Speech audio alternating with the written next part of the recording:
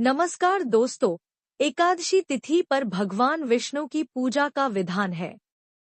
इस बार कामदा एकादशी का व्रत अप्रैल के दूसरे सप्ताह में किया जाएगा।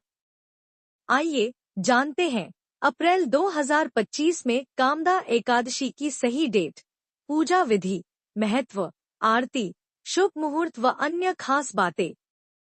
पंचांग के अनुसार चैत्र मास के शुक्ल पक्ष की एकादशी तिथि 7 अप्रैल, सोमवार की रात 8 बजे से 8 अप्रैल, मंगलवार की रात 9:13 तक रहेगी। कामदा एकादशी के एक दिन पहले यानी 7 अप्रैल, सोमवार की रात सात्विक भोजन करें और ब्रह्मचर्य का पालन करें।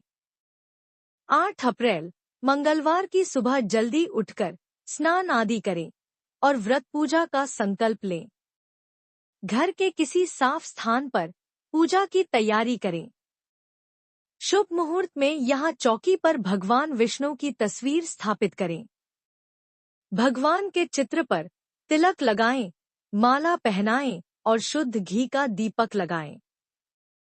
भगवान विष्णु को अबीर, गुलाल, रोली, चावल, फूल, पान आदि चीजें चढ़ाएं।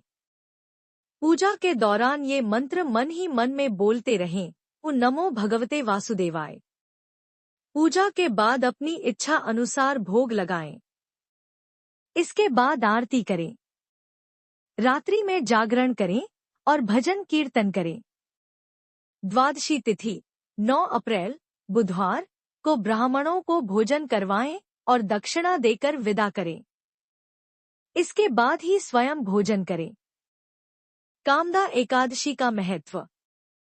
यह एकादशी व्रत रखने से व्यक्ति को राक्षस योनि की प्राप्ति नहीं होती, बल्कि मोक्ष मिलता है। कामदा एकादशी पिशाचत्व आदि दोषों का भी नाश करने वाली मानी गई है। कामदा एकादशी व्रत को रखने से अक्षय पुण्य की प्राप्ति होती है। ये व्रत भगवान विष्णु को समर्पित है। मान्यता है कि जो भक्त श्रद्धापूर्वक कामदा एकादशी का व्रत करते हैं, उनकी सारी मनोकामनाएं पूर्ण होने के साथ उनके सभी पापों का भी नाश हो जाता है। आइए अब सुनते हैं कामदा एकादशी व्रत कथा। भगवान श्री कृष्ण ने धर्मराज युधिष्ठिर को चैत्र शुक्ल एकादशी व्रत यानी कामदा एकादशी की कथा सुनाई थी। रघुकुल के राजा दिलीप ने भी कामदा एकादशी की इस कथा को अपने गुरु वशिष्ठ से सुना था। प्राचीन काल में पुंडरीक नाम का राजा था, जो भोगविलास में डूबा रहता था। उसके राज्य में ललित और ललिता नाम के स्त्री और पुरुष रहा करते थे। दोनों में अथाह प्रेम था। एक दिन राजा की सभा में ललित गीत गा रहा था, लेकिन तभी उसका ध्यान अपनी पत्नी पर चला गया और उसका स्वर बिगड़ गया। यह देखकर राजा पुंडरीक बहुत क्रोधित हुआ और उसने क्रोध में आकर ललित को राक्षस बनने का शाप दे दिया। ललित मांस का भक्षण करने वाला राक्षस बन गया। अपने पति का हाल देखकर वह बहुत दुखी हुई। अपने पति को ठीक करने के लिए ललिता ने कई लोगों से इस बारे में पूछा। आखिरकार ललिता विंध्याचल पर्वत पर शृंगी ऋषि के आश्रम में गई। वहां जाकर उसने अपने पति का पूरा हाल कह सुनाया। ऋषि ने ललिता को मनोकामना पूरी करने वाला व्रत कामदा एकादशी का व्रत रखने के लिए कहा। साथ ही ऋषि ने कहा कि अगर वे कामदा एकादशी का व्रत रखती है, तो उसके पुण्य से उसका पति ललित फिर से मनुष्य योनि में आ जाएगा।